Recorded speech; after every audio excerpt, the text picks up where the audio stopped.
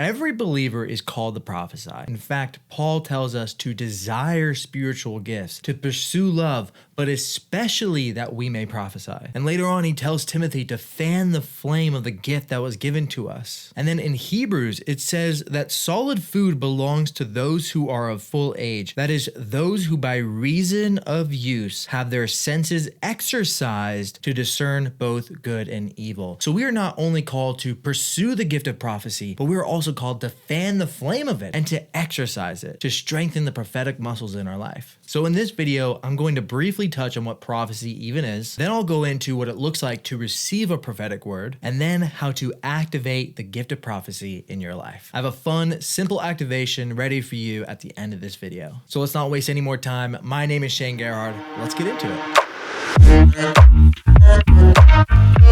So what exactly is prophecy? Well, in the simplest form, it is hearing God's voice for others. So going through this video, I'm going to assume that you already know how to hear God's voice. If you don't know how to hear God's voice, check out my video in the description below, and I'll link it at the end of this one on how to hear God's voice. Watch that video, learn for yourself how to hear God's voice, and then come back to this one and learn how to prophesy. Now, why, if we can all hear God's voice, do we even need to hear God's voice for other people? I mean, wouldn't that defeat the purpose? Well, not entirely. You see, Paul says that we know in part and we see in part. So you might actually receive something from God, and then someone else might see something for you that you would never catch. We are part of one body, and united as one, we work together and we come in with our strength to someone else's weaknesses, and likewise, your strength to maybe even my weakness. We all see and perceive the world differently, and we also connect with God differently. We have a uniqueness to bring to the body, and so when we can go to God for another person, one, it allows us to love on that person, but two, it allows them to see a form of God that they wouldn't otherwise be able to see on their own. It's kind of like if you go to a parade and one person is watching the balloons, one person is watching the people on the floats, and another person is watching other people in the crowd, just people watching. And you all leave the parade saying, "Oh, I had a great time. What'd you enjoy about it?" And yet every single person is going to say something completely different. And that's what it looks like to hear God's voice for other people, because you're going to see something that they wouldn't otherwise see. But it is very important to understand this one thing, and Paul says it very clearly. He says, "For the one who prophesies, they speak to people for their strengthening, encouragement, and comfort." So a prophetic word, when you are hearing something from God for others, it must be encouraging, it must speak strength into them, and it has to have comfort. So when you are hearing God's voice for others, it has to hit one of those marks. It needs to either be strengthening that person, it needs to be encouraging to that person, or it needs to comfort them. It doesn't have to hit all three, but it needs to hit at least one of those. If you've been in the prophetic movement long enough, you may have already been hurt by the prophetic, and it's because they didn't fall into alignment with this very verse saying where and how it needs to be received and given. And for that, I'm truly sorry. The prophetic gift is very powerful, and unfortunately, a lot of people misuse it, which is why you need to be very careful in making sure that when we prophesy, we are encouraging, we are strengthening, and we are comforting the person that's receiving the word that we're given. The truth is, we live in a world that is full of fear, it's full of hate, it's full of despair, and we are not called to add to that. We are meant to be a light on the hill. And what do people want when they're feeling sad, when they're feeling desperate, when we're feeling frustrated and hopeless? They seek hope.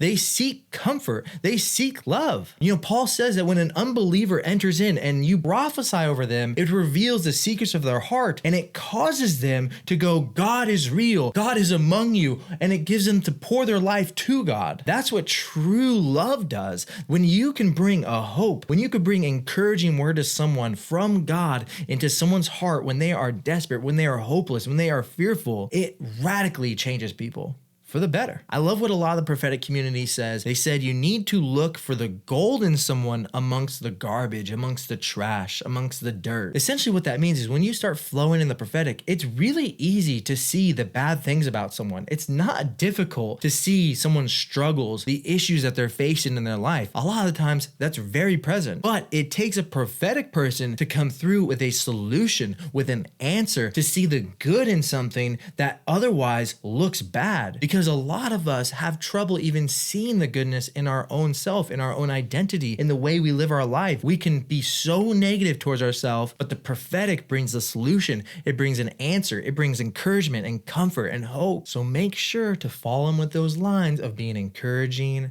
comforting, and strengthening. Now, prophecy has 3 components to it, but we're only going to focus on one for this video. Prophecy is broken into a revelation, interpretation, and application, meaning you get the revelation of the word. You get the first piece of the word, which is what we're going to focus on. It simply means to bring light to something that was hidden. So you are working with God to show something hidden in someone's life, and that is the revelation. Then there would be the interpretation, which is you're taking the word you're getting, the picture you're getting, the feeling, the knowing, whatever it may be, and now you're seeing what that actually means. You're interpreting what you're seeing, and then the application is, how do you apply this word? How is it actually going to be playing out? And honestly, revelation is very easy in the beginning when you don't know how to interpret, when you don't know how to apply it, because it doesn't put pressure on you. A lot of the times we receive revelation through our spirit because the spirit is revelation. A form of prophecy is revelation. And so what we do is we take that revelation and we bring it to our brain, which is very informational. It tries to take anything that's crazy and put it into order. And a lot of times when we try to interpret and apply a word that we don't yet understand, and we move it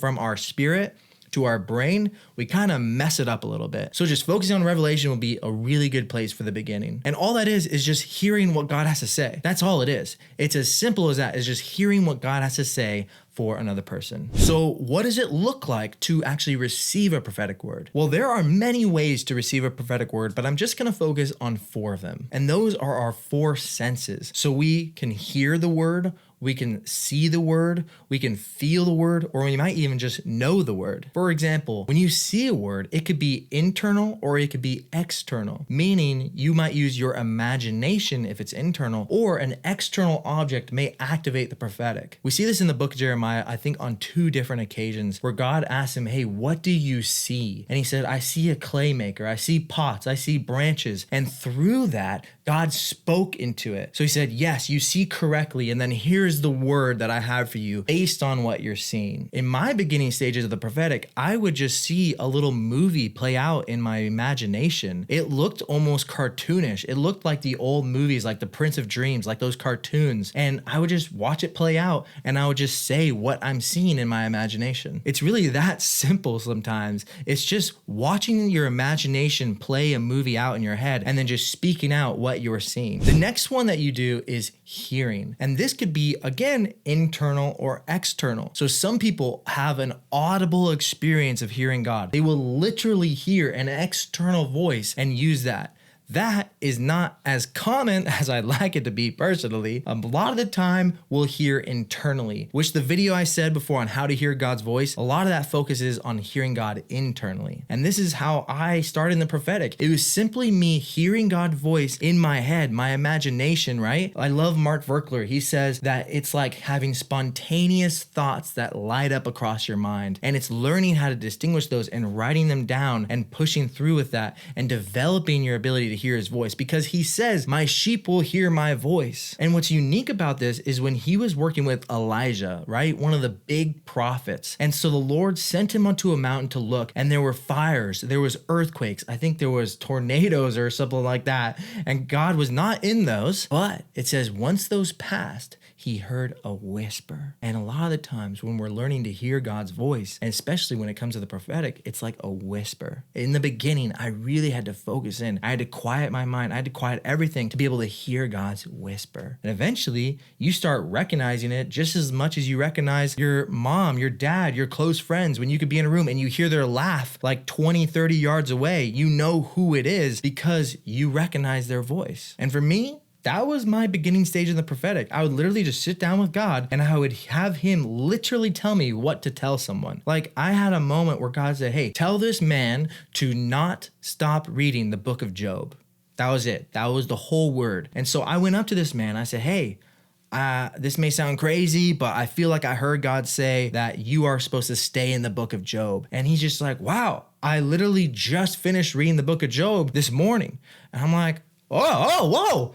Yeah, stay in the book of Job, man. God said it. I was a lot more confident once he actually confirmed that I was hearing correctly. But it was that simple. It was very basic of just listening to the whisper of God and then telling him what I'm hearing. Another one is feeling. We see multiple times in scriptures people feeling the presence of God and falling to the ground in fear and trembling, whatever it may be. There's a tangible presence to be felt. And when you're feeling a prophetic word, it can come in very unique ways. Now, I'm not super experienced in feeling. I don't feel a lot. My wife does, and I have a lot of friends who feel the prophetic word and they can feel it in their body. It's almost like when someone walks into a room that is super angry and you can feel the anger, or they're very, very anxious and you could feel the anxiety. And so it's similar to that. You start feeling something about someone, like you could feel an emotion. This is a portion of discerning of spirits, and you feel something that they're going through, and that's the catalyst. That's the trigger for getting the prophetic word. It starts coming into you and flowing through that immediate feeling that they're getting. When someone's super sad, you might already operate in this a little bit. When someone's very sad and you can feel it, your initial intuition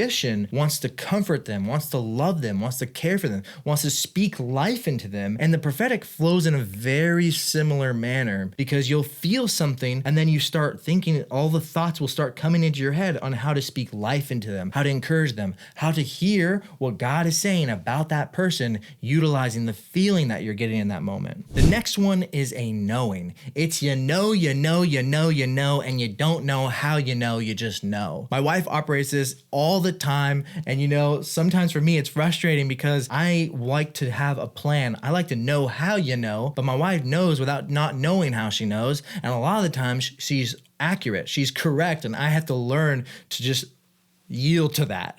And I've operated in this in some capacity where you just know something's happening in someone's life. There's a struggle, or there's something coming, or God's about to move in that person's life, and you can't explain how you just know. Now, those are 4 different ways that we receive prophetic words. Now, we can operate in all of them, but primarily you're most likely going to have a strength in one of them. Like for me, hearing was my strongest one in the beginning. And then eventually seeing became my strongest one. And then I still kind of operate in a knowing every now and then where I just know God's doing something in their life. But I lean on a strength which tend to be hearing. Now we know a bit about what prophecy is. We know that it must be encouraging, comforting, and it's strengthening to that person. We know that we can receive prophetic words from hearing, from seeing, from feeling, and from knowing. Now let's activate the prophetic. And what I'm also gonna do is I'm gonna give you an example of what it looks like as well. Now there are many ways to activate the prophetic. And when I say activate, it's simply a catalyst. It's something that triggers you. It's something that gets the prophetic moving. You're fanning the flame. I know trigger is a very common word in this day and age. It represents something that's offensive. Someone says one thing and then all of a sudden you have this feeling of offense, of frustration, of anger comes up. But now we're using it for the prophetic in a sense where we're using a catalyst, a trigger that actually, instead of making you offended or angry, it gives you hope.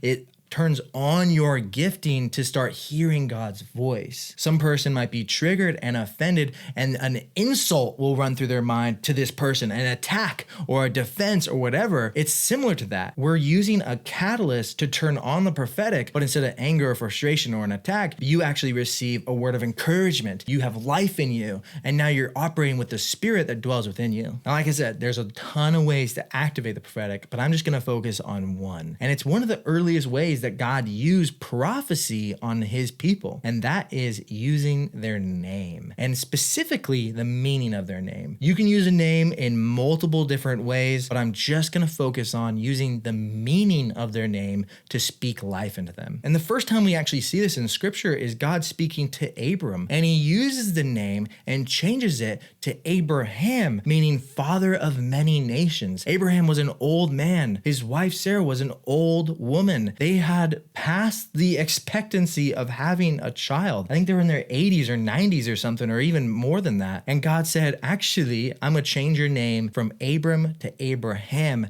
meaning father of many nations, and your seeds will be among the stars. More and more that came out of it, and the seed of Jesus came through that line, and now there's billions of Christians, and his name, that prophetic word is still happening. Every time someone gets saved, they are added into the promise, that prophetic word that God spoke over Abraham in that time. Now, the way that this works is you are going to pick anyone in your life and you're going to see their name, and then you're going to Google what that name means. And so, for example, mine means gift from God or gracious. And so the word gracious or the word gift from God is what you're doing is you're tying in and you're seeing what God has to say about that very specific topic. Now, keep in mind, God has more thoughts of us than the sands of the earth. We don't have to make something up or have God act in that moment. We're just tapping into the millions of thoughts that God already has for someone, and we're using the name gracious, or we're using the name gift from God to speak life and give a prophetic word, and hearing God's voice about that specific name. For instance, I looked up a few different names to practice on, and one was Kyle. So Kyle means coal or narrow, a sound or a straight. Now, immediately the word that stood out to me was coal. It was almost highlighted. It just stood out more than anything else in my imagination. It's almost like when you see someone that you are romantically interested in and they're standing in the midst of a crowd and all you do is you see them. That's kind of like what it is to have something highlighted. The word coal just stands out to me more than anything else. And now what I'm doing is I'm receiving the prophetic word through my imagination, my sight first. And the picture I got was of a coal field of people mining coal, like workers who are digging the coal out and working in a coal mine. That's the picture that I saw. And that picture was like a drive-by. It came and it went. It was a spontaneous thought that lit up across my mind. But what I did is I pressed in. And this is critical because when Moses was walking in the field, having burning bushes was common. It was very common for a bush to be on fire. But what Moses did is he turned and he looked at it and he pressed in and he was like, that's different somehow. This stands out to me. And when he went and he pressed into the bush that was burning, God spoke. And so what I did is I saw the picture just flash across my head of a coal mine, people digging in that, and I grabbed onto it. And now I'm pressing in to see if the picture expands. See, right now I'm using my internal sight, my imagination. Remember, we have the mind of Christ. Our mind has been sanctified, and we are using that to be a catalyst for a prophetic word, for tapping into what Christ has to say about this individual. And who knows, maybe Kyle's watching this. I don't know who you are. I'm just practicing and demonstrating how I'm receiving a prophetic word. But let's continue, right? So I saw coal, I saw a mining field. So now I started to hear things like keep digging for the resources. And then now I have a perception. I'm perceiving now of what coal actually is. It's a fuel source. And so now what I'm getting is almost I'm hearing the words play out in my head. I have the picture, and now it's almost like someone is narrating the picture to me in my imagination. And what I'm hearing is that Kyle needs to continue to mine, because right now he's digging into a source. He's preparing the fuel source that is going to be the catalyst for his next season, that upcoming season in his life. This is going to be the catalyst for it. But right now, he's not in a season of using the fuel. He's not in the season of going. He's in a season of preparing. And he's in a season of time where he needs to continue to dig. He needs to continue to accumulate the resources in his life to prepare for the next stage of his life. So again, to back this up, I immediately saw a picture. I took that and I pressed into it and I waited to see if it was going to play out anymore. And then it was almost like something was narrating it. It was a very slight voice. It was almost a mix between hearing and it was a mix between knowing. I just knew what it was happening and I knew what the reason was for. And when I kept pressing in, the more it expanded, the more the words came out. When I started to speak out what the meaning was, then it almost operated as an overflow and it just flowed out of me. I really hope this is helping you. If you have any questions about this at all, please leave a comment. I do read those. I will respond. I'll check it out and see what's going on. But let me know if this makes sense to you or if you have questions about it at all. The next person I have is Stephanie, and Stephanie means crowned or garland. So immediately the word garland was highlighted, and then I saw in my imagination the thing that you would wear on your head. And as I pressing in, I immediately get a picture of people celebrating. Like I see people at a festival celebrating something that's happening. And so I see them dancing around and throwing celebratory garlands on their head made of flowers. And immediately I had the scripture of there's a season for mourning and there's a season for laughing come through my mind. And I feel like Stephanie is leaving a time of mourning. It's actually time to put that to the side because there's a season of celebration coming into her life. There's a season of overflowing joy coming into her life. And it's not going to be fake. It's not going to be inauthentic, but it's actually going to be something that is true to her heart. She's not going to have to force a smile anymore because the smile is going to be genuine. Now let's back that up and go over how I got that word because it's starting to flow much faster. I'm exercising this gift. I'm fanning the flame of the gift within me. And the more you do this, the easier it will become. Now I'm more proficient in the gift of prophecy. I've been doing this for years. And so now that I've gotten one out, it just starts to flow much faster. But I want to slow it down just a little bit. The word that stood out to me from her name was garland. I immediately got a picture of people celebrating and putting them on their heads made of flowers. And then I had a scripture fly through my imagination. It just flashed. It came through. And it was the scripture that says there's a season of mourning. There's a season for laughing. And so when I got that, it was almost as if a perception, a knowing came through my heart. I started to know that she was going through a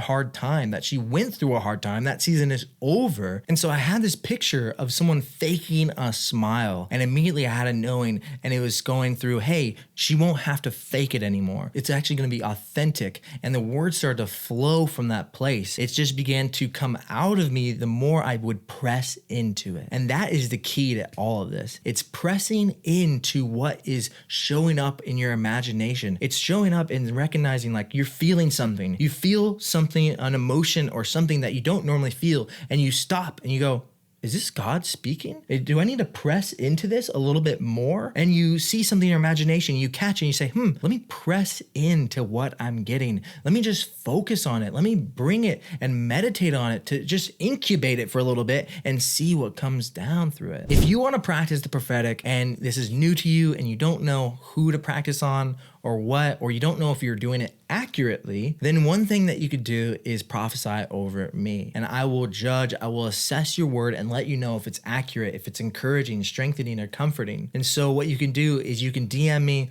on Instagram or TikTok, or if you're brave enough, you can leave a comment with a prophetic word for me below and I will judge it publicly there. I will respond to your comment. But if you're looking to exercise this and you want to know, hey, am I actually hearing from God? Well, just message me and I will let you know. Otherwise, I would recommend finding someone that hears God's voice and then giving them a prophetic word based on their name and then asking them to judge that word. In scripture, Paul says that every single word should be judged by 2 or 3 more people. Like it should always be judged. And if you want me to be that for you, shoot me a message on Instagram or TikTok or leave a comment below. Happy to take a look at it for you. So glad you're here. I hope that really cleared things up for you and helped you activate the prophetic. Like I said, if you have any questions about this, let me know and I'll make another video expanding on it or whatever you need. I'm here to help you ignite your passion for God. And especially with this video series, I'm trying to ignite your ability to hear God. And so if you have any questions on this at all, I want to be able to make content that will help you pursue God in the best way you possibly can. My name is Shane Gerhard. I'm so glad you're here and hopefully I'll see you in another video.